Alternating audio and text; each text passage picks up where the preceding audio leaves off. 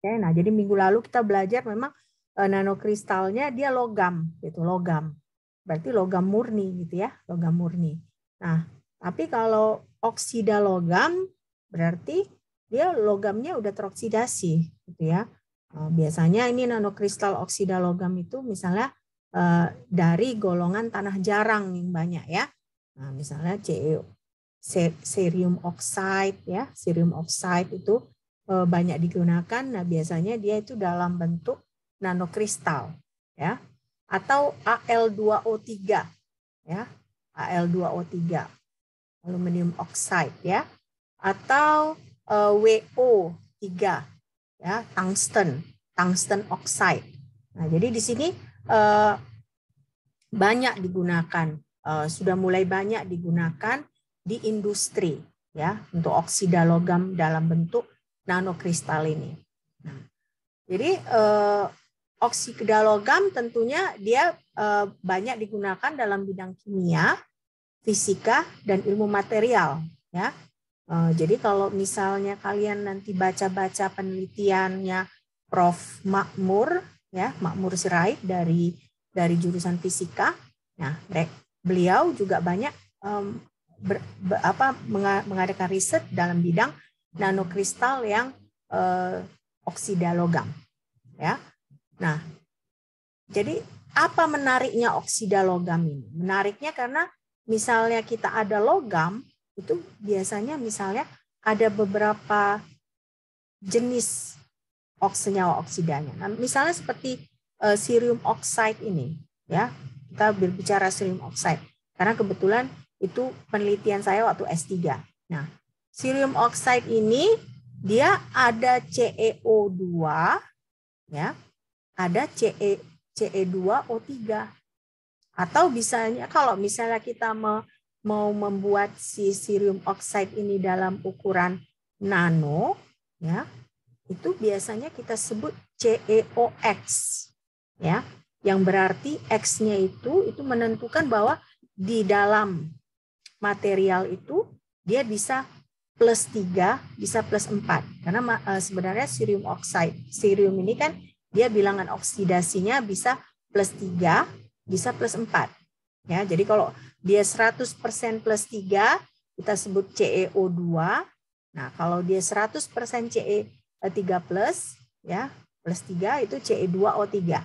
Nah, biasanya kalau kita melakukan sintesis, ya, sintesis dalam nanokristal ini dia bisa mix bilangan oksidanya. Nah, jadi makanya biasanya disebut CeOX, ya, CeOX. Nah, jadi itu uniknya logam ini dia bisa membentuk keragaman senyawa oksida. Oke. Nah, jadi ini uniknya lagi si logam ini, dia oksida logam ini karakternya bisa logam, bisa semikonduktor, bisa isolator. Ya. Nah, kembali lagi kita bicara ke CeO2 tadi. Nah, CeO2 ini kalau dia ukurannya besar, dia isolator. Ya, isolator. Tapi begitu kita jadikan dia lapisan tipis, dia bisa berubah menjadi semikonduktor. Ya, jadi ini uniknya. Jadi oksida logam ini ya bisa dia ada beberapa, bisa dia struktur geometrinya juga berubah dibandingkan dengan logam murni. Nah, tapi juga karakternya bisa berubah. Bisa dia berkarakter seperti logam, bisa berkarakter seperti semikonduktor, bisa berkarakter seperti isolator. Nah, jadi unik dia ya. Nah, disinilah kita nanti mungkin agak susah mengerti lagi, karena ini masuk lagi ke semikonduktor, karena kita bicara lagi ke band gap ya. Kemarin kan kita agak kesusahan mengerti itu.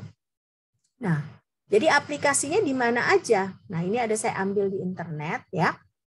Ini aplikasinya kalau kalian lihat. Nah, inilah dia crystal growth. Ada crystal growth, ada ablation, ada annealing, ada patterning ya. Nah, jadi berarti oksida logam ini bisa digunakan untuk membuat mikroelektronik ya, sensor. Nah, kita kemarin belajar nanokristal semikonduktor kan, dia bisa memancarkan cahaya. Nah, makanya dia bisa dijadikan sensor. Nah, si oksida logam ini juga bisa dibuat sebagai perangkat piezoelektrik. Ada yang tahu piezoelektrik ini apa? Piezoelektrik. Ada yang pernah dengar nggak piezoelektrik? Apa sih piezoelektrik ini? Ada yang pernah tahu nggak? Apa piezoelektrik? Perangkap tekanan ya. Siapa tadi yang jawab itu? Iya. Siapa yang jawab? Dia ya? Iya, Mem. Perangkat apa? Tekanan. Kayak mana perangkat tekanan maksudnya? Dia? Kayak mana perangkat tekanan itu apa maksudnya? Yang saya pernah ketahui ya, Mem, dengan kita memberikan tekanan dia dapat memberikan muatan listrik, Mem.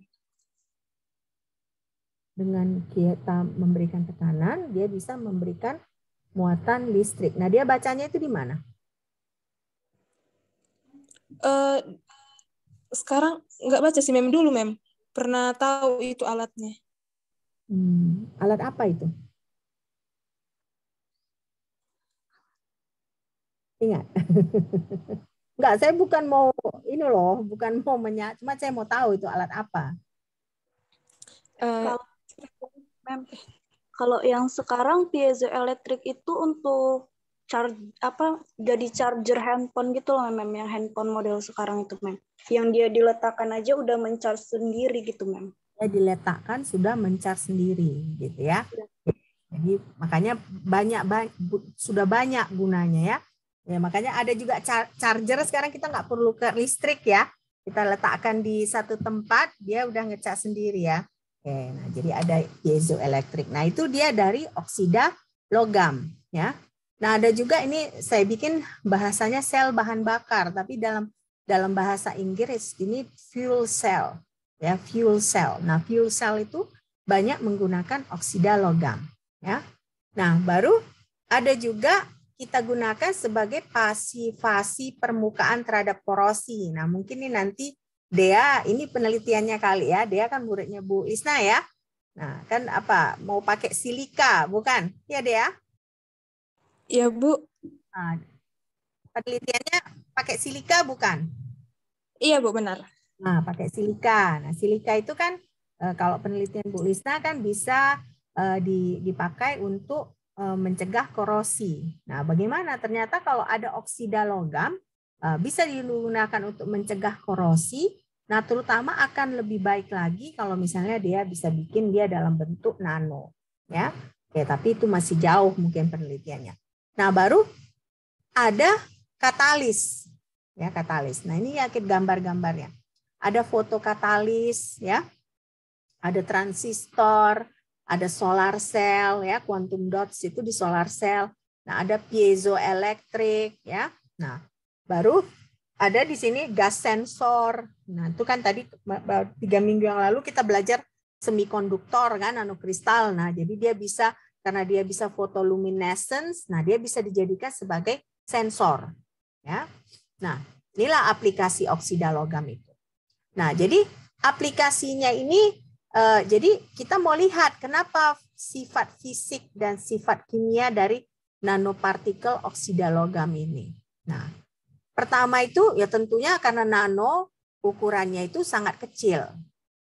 Nah, kalau sangat kecil berarti ketika dia sangat kecil kan banyak area permukaannya luas ya. Nah, karena area permukaannya luas, dia tinggi situsnya.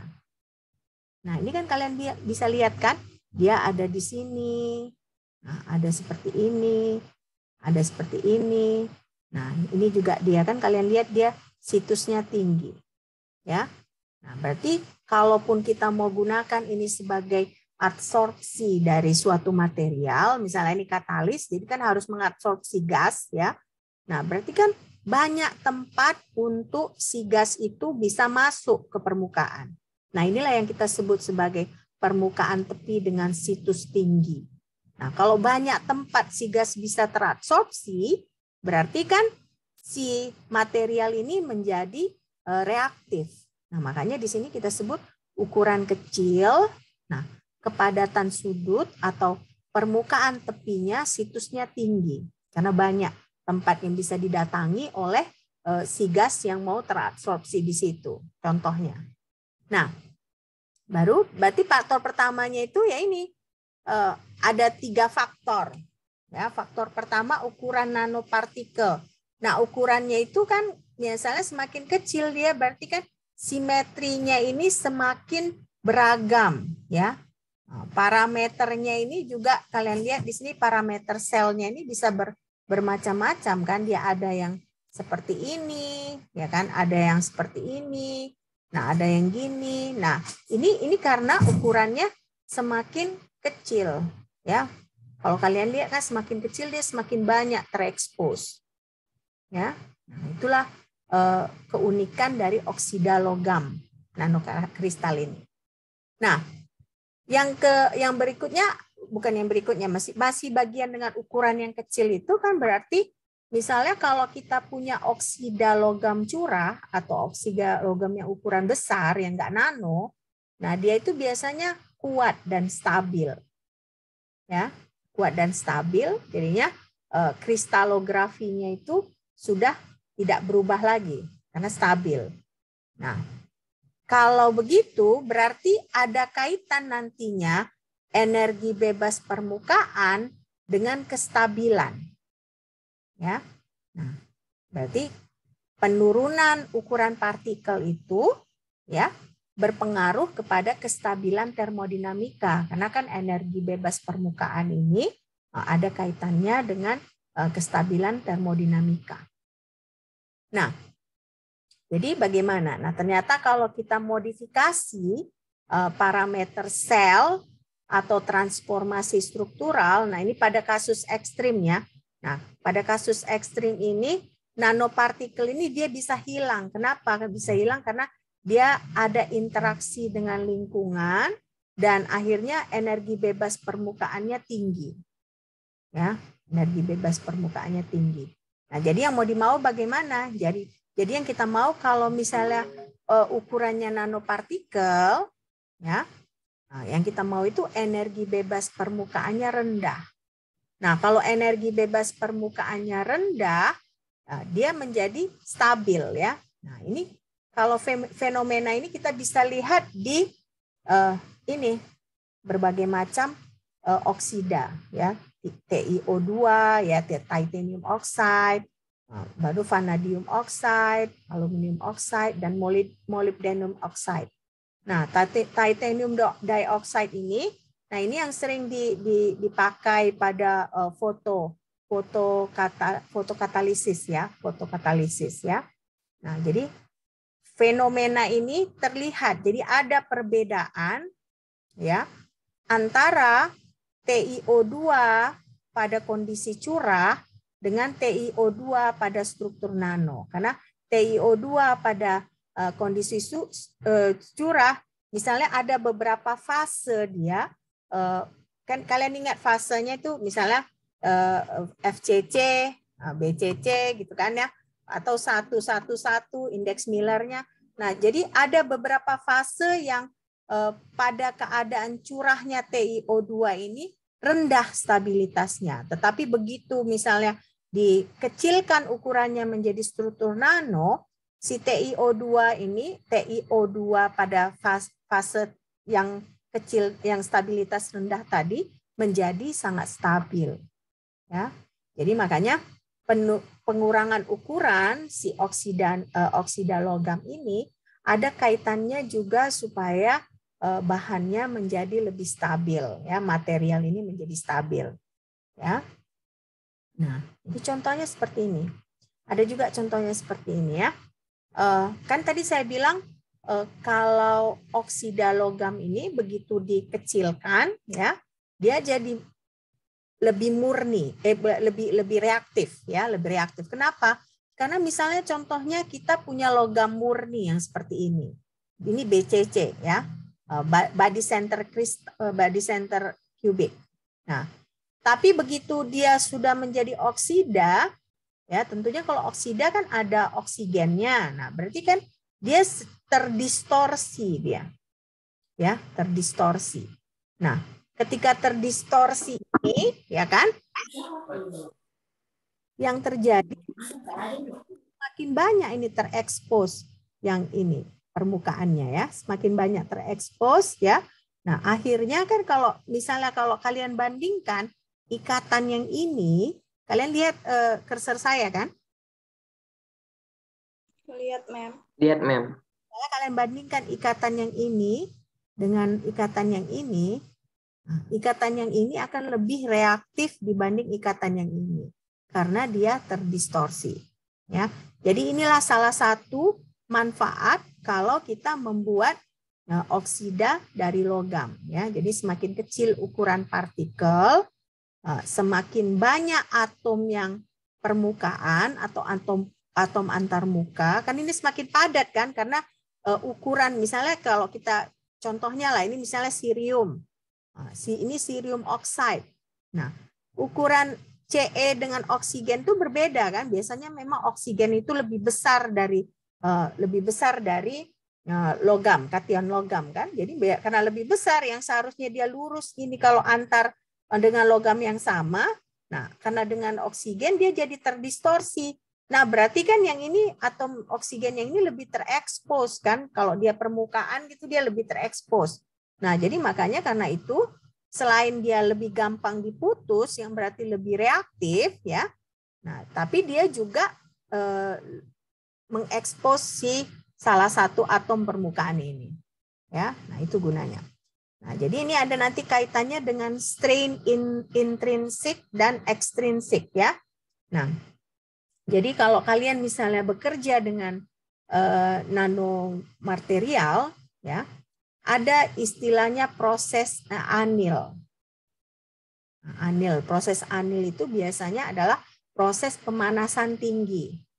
Nah, karena ada proses pemanasan tinggi, nah biasanya yang tadinya dia rapi seperti ini, nah akhirnya ada cacat kristal yang seperti kemarin. Nah, jadi strain ini, cacat kristal itu yang kita pelajari beberapa minggu yang lalu itu adalah akibat dari distorsi struktural, ya, distorsi struktural. Oke, nah sekarang ada lagi contohnya ini. Jadi ada fenomena non stoikiometri, ya. Ini ada contohnya grafin, ya kan? Ini yang di bawah ini grafin. Oke, nah kita taruh ada namanya GNP, ya, nanopartikel. Nah, ketika kita letakkan dia di grafin ini, ya kan, ada tekanan kan. Nah, si partikel ini menekan si supportnya ini. Nah, ketika ditekan seperti ini, ya, ini berarti ada interaksi antara si yang nanopartikel yang kuning ini dengan substratnya ini. Nah, interaksinya ini nanti berpengaruh kepada bagaimana sifatnya, ya, bagaimana aplikasinya. Ya. Makanya di sini interaksi dengan substrat, ya, substrat si nanopartikel ini substratnya, grafin ini substratnya. Jadi interaksi antara si GNP dengan si grafin ini, ya, ini dia seringkali membuat fase gangguan, fase struktural yang terganggu, strain namanya. Nah, strain ini juga menyebabkan si material ini nanti lebih reaktif secara kimiawi, ya. Nah, gimana pun yang keadaan yang dia membuat ada tegangan ataupun membuat dia ada perubahan, itu pasti akan membuatnya lebih reaktif, ya. Makanya di sini disebut ada strain ke sini, nah, ada strain ke sini. Nah, ini yang membuat dia reaktif. Nah, keadaan yang seperti ini tidak akan kita lihat pada oksida logam yang ukuran curah. Nah, yang pertama tadi udah struktural struktural geometri, ya. Nah, tadi kan ada gangguan struktur, tapi gangguan struktur itu menyebabkan dia lebih reaktif. Nah, yang kedua itu dia properti elektronik. Ya, properti elektroniknya. Nah, ini saya mau tanya ke kalian. Kalian sudah ngambil dasar kimia kuantum kan? Udah ngambil kan? Mem. Iya, sudah, Mem. Ya. Oke. Sekarang saya mau tanya. Efek kurungan kuantum itu apa maksudnya?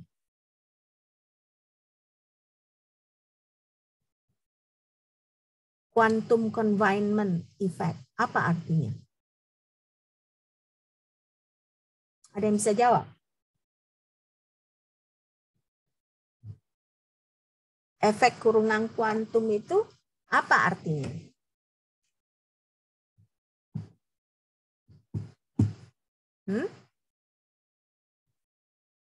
Ada yang bisa jawab nggak?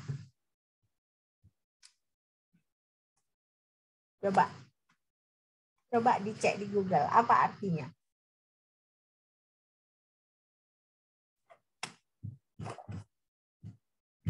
Karena berarti oksida logam ini kalau misalnya dia dalam ukuran nano, dia ada satu lagi keunggulannya apa? Keunggulannya adalah efek kurungan kuantum atau efek ukuran kuantum.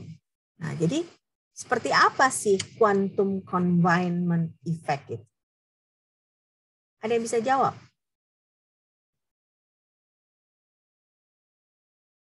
Kok pada diam semua? Hah?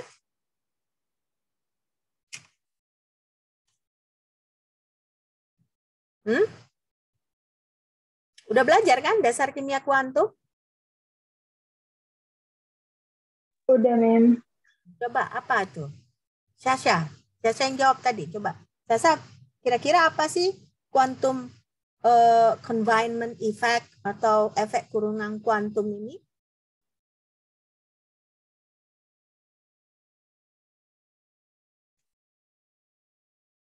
Hah?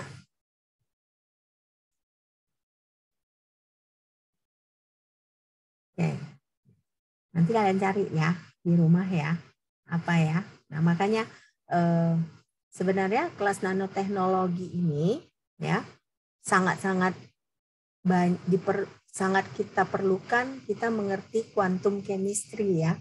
Nah, kimia kuantum. Kenapa? Karena semua sifat-sifat kan kalau kalian belajar di dasar kimia kuantum, ya kan, ketika misalnya suatu material, ya, dia dalam ukuran kecil, nah, classical mekanik itu nggak berlaku pada material itu.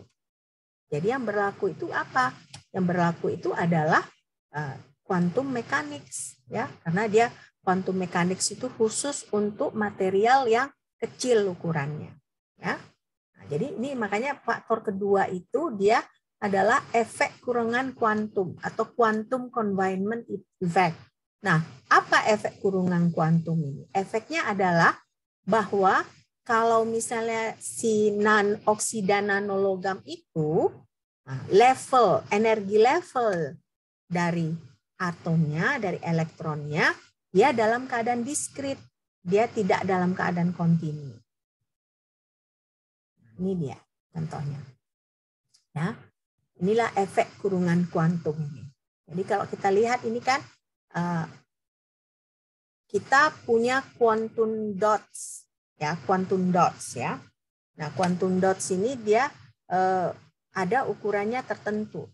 Nah, ketika dia semakin kecil, kalian lihat apa efeknya terhadap celahnya ini. Kalau semakin kecil. Hah? Ini kan dia segini ukurannya kan. Nah, ini kan ilustrasi. Nah, kita lihat dia semakin kecil. Nah, bagaimana jarak antara valence band dengan conduction bandnya ketika ukuran dari si quantum dot ini makin kecil? Semakin lebar mem jaraknya. Semakin lebar mem jarak. Semakin lebar. Nah, berarti kalau semakin lebar, berarti semakin kecil ini perbedaan energinya ini semakin lebar, ya kan? Nah, karena perbedaan energi ini semakin lebar, nah kalian lihat juga cahaya yang dipancarkannya berubah, gitu ya. changing emission color. Nah, ketika dia segini ukurannya, ya kan, nah, yang dipancarkan itu merah. Berarti semakin kecil ukuran dari semikonduktor nanokristal logam ini, ya, oksida logam ini, dia semakin mengarah ke warna biru. Berarti panjang gelombangnya dia semakin apa? Panjang gelombangnya semakin rendah, Mem. semakin pendek. Nah, jadi tadinya kan 700, ya kan? Tapi semakin kecil ukuran partikelnya, dia semakin rendah. Nah, inilah quantum confinement effect itu. Ya. Nah, yang berikutnya berarti kan kita berbicara soal energi level, ya. Berarti tadinya dia seperti ini, ya, hanya ada valence band dengan conduction band. Nah, tapi kalau semakin kecil dia, ya, kalau kalian lihat di atas ini ada lagi energi levelnya, ya. Nah, jadi makanya di sini disebutkan bahwa begitu kita kecilkan ukurannya, ada pergeseran energi eksiton. Nah, ada pergeseran energi eksiton. Nah, akhirnya ada perbedaan celah. Nah, tentunya kalian bertanya lagi, apa sih definisi si eksiton ini? Nah, eksiton ini adalah kalau ada bahan, ya, dia mampu menyerap foton yang energinya lebih tinggi dari band gap-nya, nah, itulah eksiton. Nah, eksiton ini itu yang membuat bisa tereksitasi elektron dari si valence band ke conduction band. Ya, ini dia. Oke, sekarang ada juga redistribusi muatan. Nah, jadi ada teoritis, ya, studi teoritis berarti memakai modeling komputer itu mendapatkan kalau oksida ini ada redistribusi muatan, ya. Nah, jadi kalau misalnya dia besar gitu ya, ke kecil, nah ada terjadi redistribusi muatan. Nah, nantinya redistribusi muatan ini kalau ada padatan ionik ini dia lebih kecil. Tapi kalau ada padatan kovalen dia lebih besar. Jadi antara, kan kalau misalnya kita punya padatan kan dia bisa padatan ionik, bisa padatan kovalen. Nah, jadi kalau untuk yang ionik dia redistribusi muatannya lebih kecil daripada yang kovalen. Nah, berarti apa kaitannya ini dengan oksida logam ini? Berarti kalau misalnya ada ikatan logam, ya, nah dia itu ikatan logam oksigen ini bergantung pada ukuran, ya, ukuran. Nah, berarti kalau bergantung pada ukuran, ya, dalam ikatan, maksudnya dalam oksida logam itu, nah dia ada ikatan ionik parsial atau kita sebut karakter kovalen, ya, karakter kovalen, ya. Nah, jadi di sini disebut bahwa kalau misalnya komponen ionik pada ikatan logam oksigen ini, ya, berbanding lurus dengan penurunan ukuran material. Ya, jadi makanya sebenarnya kalau dalam oksida logam itu ada komponen ioniknya, ada komponen kovalennya. Nah, kalau misalnya dia semakin turun ukuran materialnya, komponen ioniknya itu bertambah. Nah, makanya ada redistribusi muatan. Ya. Nah, faktor ketiganya itu, ya, kalau keadaan curah, ya, berarti keadaan besar, si oksigen ini memiliki band gap yang lebar. Nah, band gap yang lebar dan dia rendah aktivitasnya. Nanti seperti saya bilang tadi, COO2. Nah, COO2 itu sebenarnya dia kan ukuran besar, dia insulator dan dia tidak aktif, tidak reaktif. Tetapi begitu diturunkan, nah celah pitahnya itu berkurang. Nah, jadi dia berubah menjadi semikonduktor. Nah, karena dia berubah menjadi semikonduktor, nah dia lebih reaktif sebagai senyawa kimia dan dia ada muncul sifat konduktivitasnya. Nah, ini saya cerita sedikit. Nah, kalau misalnya kita memakai scanning tunneling microscopy, ya, scanning tunneling microscopy. Nah, itu untuk memakai scanning tunneling microscopy itu ada persyaratan materialnya. Dia harus pakai material yang mengantarkan listrik atau konduktivitasnya ada, gitu ya. Nah, jadi kalau misalnya kita coba mengamati si cerium oxide ini, tapi cerium oxide-nya kristal, kita amati dengan ukuran kristal ya. Jadi berarti yang bisa kita pegang itu nggak bisa diamati memakai STM, scanning tunneling microscopy. Nah, makanya kita buatlah dia jadi lapis tipis ya. Nah, ketika dia jadi lapis tipis, kita bisa amati pakai STM. Nah, itulah buktinya bahwa ketika kita ubah ukuran si oksida logam ini dari ukuran curah menjadi ukuran nano, nah dia sifat elektroniknya itu berubah. Yang tadinya band gap-nya itu lebar, nah dia jadi bersempit, berarti yang tadinya dia insulator, dia jadi semikonduktor atau dia bisa menghantarkan ada konduktivitasnya. Dan juga berubah reaktivitasnya karena geometrinya tadi berubah. Ya.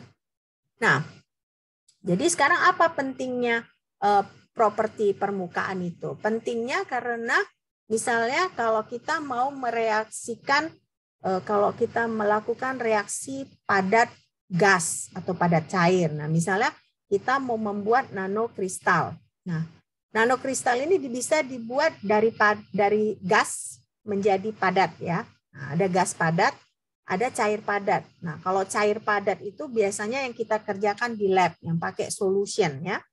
Nah, kalau yang gas padat itu yang kita harus kerjakan di dalam chamber. Ya, dalam chamber berarti keadaannya harus tertentu gitu ya. Misalnya tekanan di dalam chamber kita itu harus dalam 10 pangkat negatif torr ya. Nah, ternyata kalau ada reaksi yang seperti tadi itu ya, padat gas atau padat cair itu sifat permukaan itu penting. Ya, kenapa? Karena sifat permukaan itu nanti ada penataan ulang atau rekonstruksi geometrisnya. Nah, baru yang kedua dia dari elektroniknya, begitu dia diperkecil tadi ya dari 2 dimensi tadi, muncul dia namanya mid gap state. Ya, kan biasanya dia ini kan ada valence band, conduction band. Nah, ini ada donor level, ini ada acceptor level. Nah, kalau misalnya ada 2D ya, 2D nanokristal tadi, dia muncul mid gap state seperti ini, intermediate band. Nah, berarti keadaan elektronik dari material tersebut berubah. Nah, berarti dari sini kan ketika kita punya oksida yang berstruktur nano, kita bisa menghasilkan padatan yang ada karakter penyerapannya.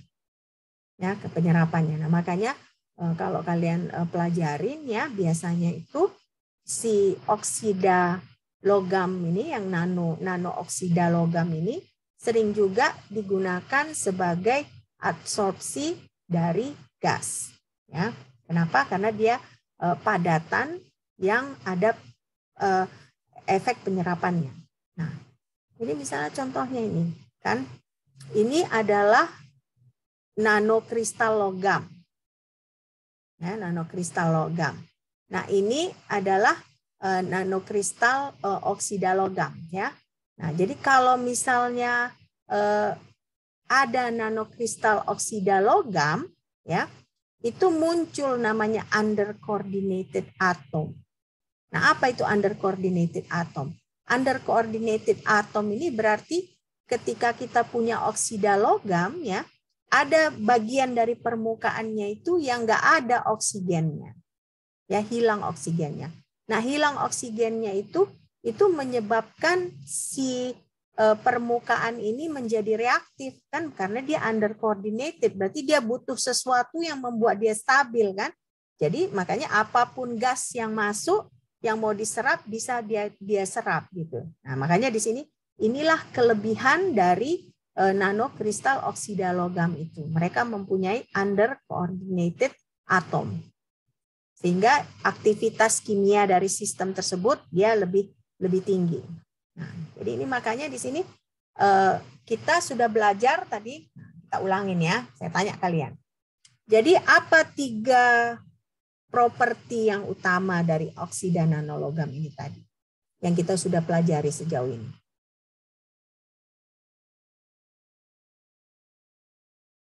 Coba apa?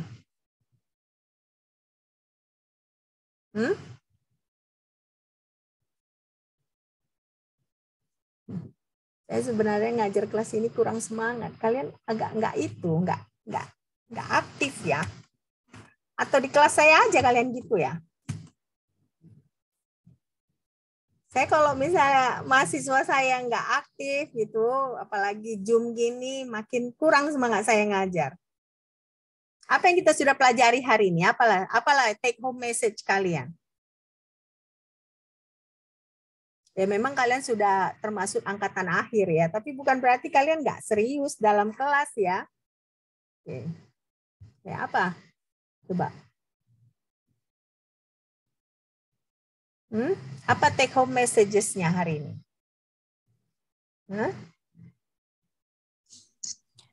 Kira-kira? Diana. Ada faktor struktur geometri, Mem. Ada faktor. Iya, Mem. Nah, contoh. Terus juga ada faktor ukuran nanopartikel. Ukuran nanopartikel, baru? Terus sama adanya keadaan diskrit. Kalau ukuran nano sama berpengaruh ke konduktivitas dan reaktivitas kimia materialnya, Mem. Oke, good job Diana, thank you. Oke. Nah gitu saya senang ya kalau kalian. Saya nggak minta banyak loh, saya minta kalian lebih aktif gitu ya. Kalau saya tanya jangan diam aja gitu ya. Oke. Karena ngajar online ini ya, kalau kalian misalnya nggak ada respon, saya kayak ngajar kayak ke komputer gitu ya. Oke. Makasih Diana. Oke, nah sekarang kita lihat ada transformasi cair padat. Nah, jadi biasanya kita di lab ya, kalau kita lab biasa yang nggak chamber, nah itu kita pakai transformasi cair padat. Nah, transformasi cair padat ini kita harus mampu mengontrol morfologinya, makanya biasanya kita pakai template. Nah, ini kita sebut sebagai pendekatan bottom up ya. Nah, masuklah kita ke sintesisnya. Nah, sintesisnya itu pertama kita bisa pakai co-precipitation method. Ya, co-precipitation method. Nah, di co-precipitation method ini pertama kita menggunakan prekursor garam. Nah, apakah klorida, nitrat atau yang lain-lain. Pokoknya prekursornya garam. Nah, begitu ada prekursor garam, kita campur dengan air atau dengan pelarut air.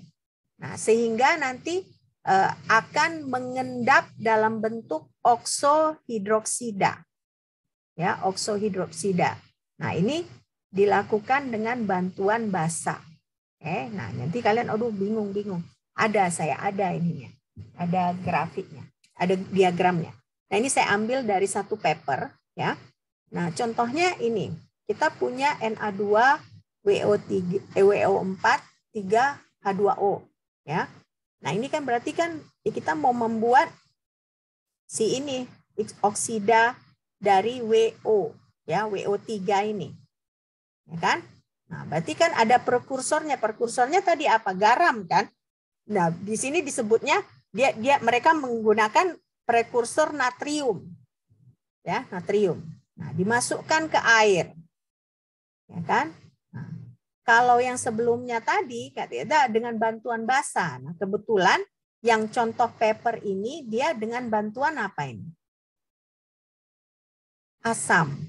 Ya, dengan bantuan asam. Nah, jadi si prekursor dicampur dengan air, nah ditambahkan asam, dipanaskan ke 100 derajat Celcius, ya kan? Selama 24 jam, akhirnya udah terjadilah H2WO4 ini. Ya kan? H2WO4. Nah, ini kan dia belum menjadi belum menjadi oksida logam ya, nanokristal ya, karena dia masih ada H2-nya. Nah, jadi apa yang dilakukan? Yang dilakukan adalah dipanaskan lagi. Tapi kalau kalian lihat, ini kan hanya sampai 100 derajat Celcius. Nah, ini ada istilahnya sintering.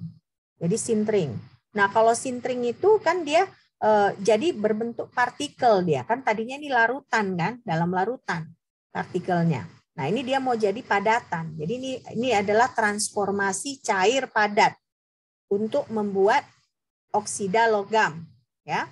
Nah, sinternya pada 500 derajat Celcius selama 3 jam. Ya. Nah, kalian bisa lihat di sini kalau murni dia seperti ini. Tapi kalau kita gabung lagi misalnya dengan copper, ya, dia jadi kayak gini. Nah, inilah proses yang kita sebut sebagai co-precipitation, ya.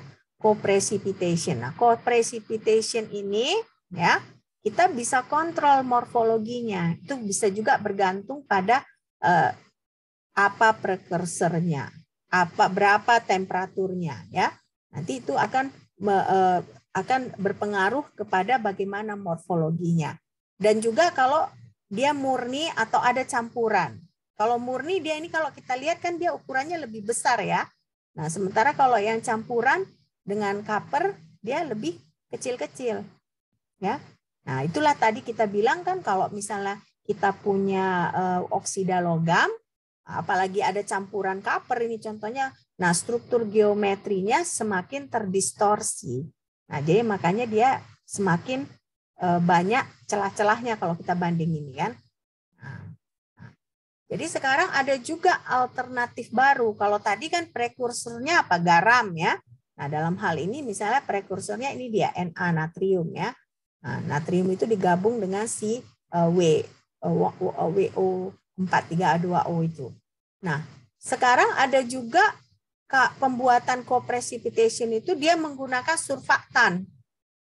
Ya, surfaktan. Nah, ini dengan surfaktan ini diharapkan ya, ini permukaan itu morfologinya bisa lebih homogen.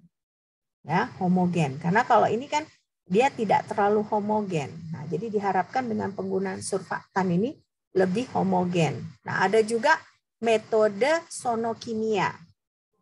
Ya, nah metode sonokimia dan juga presipitasi reaktif gravitasi tinggi.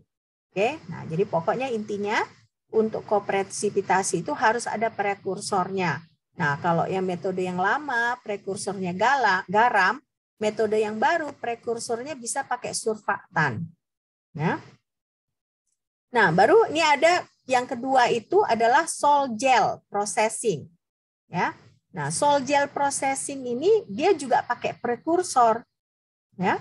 Nah, prekursornya tapi kalau kalian lihat di sini ya, kita tidak ada pemanasan di sini. Tapi apa yang terjadi? Prekursornya ini ya, kita aduk, baru kita lakukan proses hidrolisis dan kondensasi supaya apa? Supaya terbentuk gel. Ya, terbentuk gel. Nah, dari gel ini ada proses namanya pengeringan, ya. Nah, pengeringan ini kalau pengeringan biasa kita dapatnya namanya serogel. Ya. Tapi kalau kita pakai supercritical drying, nah kita dapat aerogel. Nah, inilah dia final compound-nya itu ya. Nah, inilah oksida logam nanokristalnya. Nah, kalau menurut kalian apa beda evaporative drying dengan supercritical drying? Seperti apa supercritical drying?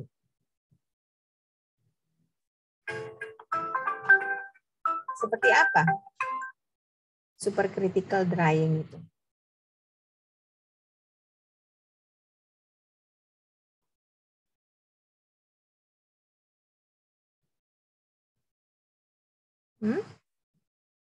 Coba lihat di ini, di Google. Apa sih supercritical drying itu? Supercritical drying. Jadi apa bedanya? Kenapa kalau evaporative drying dia jadi serogel, tapi kalau supercritical drying dia jadi aerogel.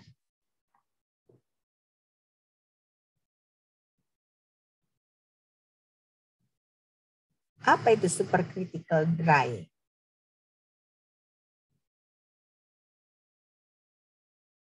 Kalau yang supercritical drying, dianya partikelnya diubah jadi gas tanpa adanya tekanan. Tanpa adanya tekanan, ya. Kalau evaporatif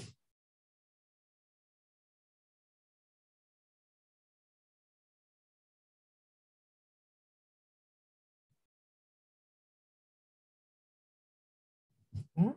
Nah, jadi disinilah bedanya. Disinilah inilah sol gel. Ya, tadi ada co-precipitation. Nah, sekarang ada sol gel processing, ya, sol gel processing.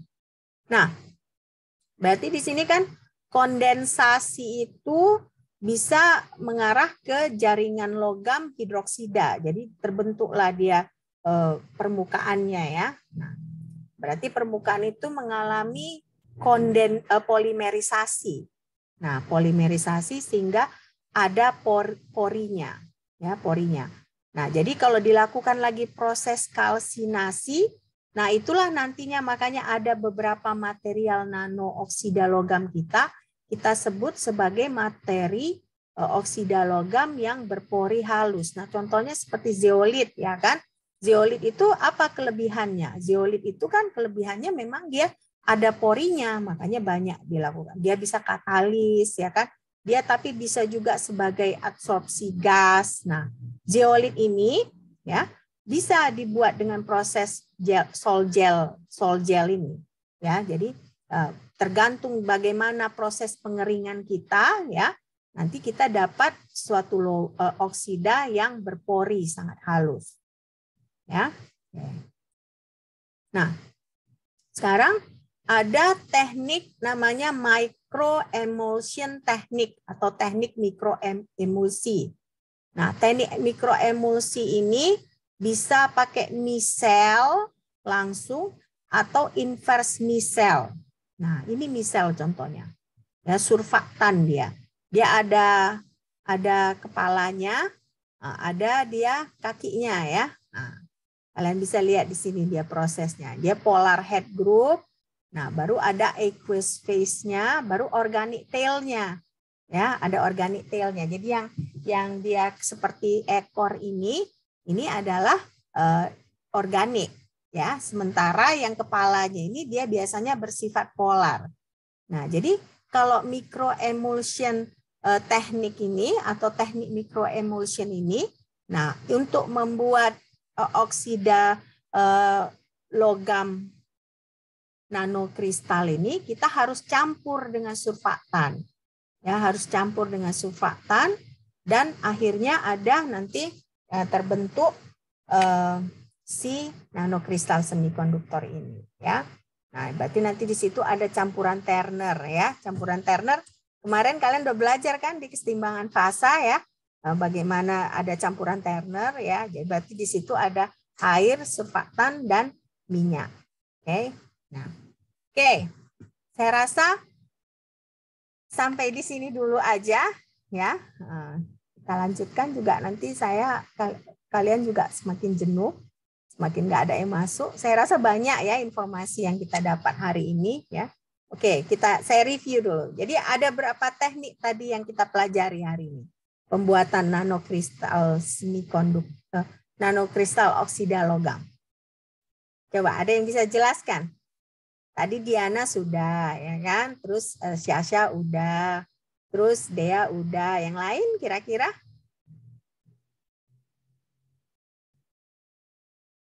Yang lain? Siapa? Coba. Siapa yang mau? Nadia. Nadia, silakan Nadia. Yang pertama itu kopresipitasi atau metode pengendapan bersama. Terus yang kedua ada proses sol gel. Oke. Yang terakhir ada teknik mikroemulsi. Oke, teknik mikroemulsi. Nah, berarti Nadia bisa jelaskan nggak secara singkat bagaimana teknik kopresipitasi itu?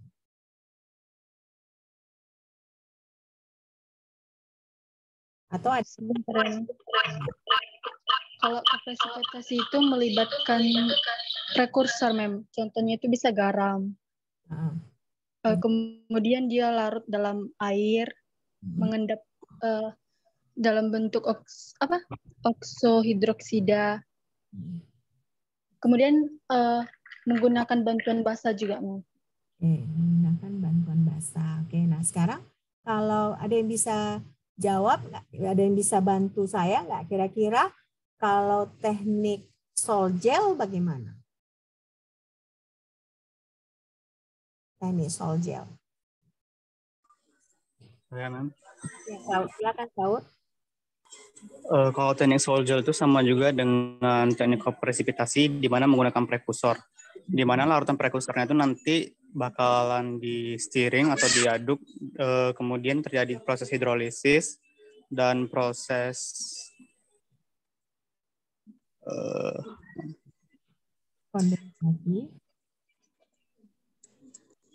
Kondensasi. Oh ya, terjadi proses kondensasi. Kemudian kan Mem, dari situ senyawanya itu kemudian dilakukan pengeringan drying, di mana ada 2 proses drying. Yang pertama ada evaporated drying dengan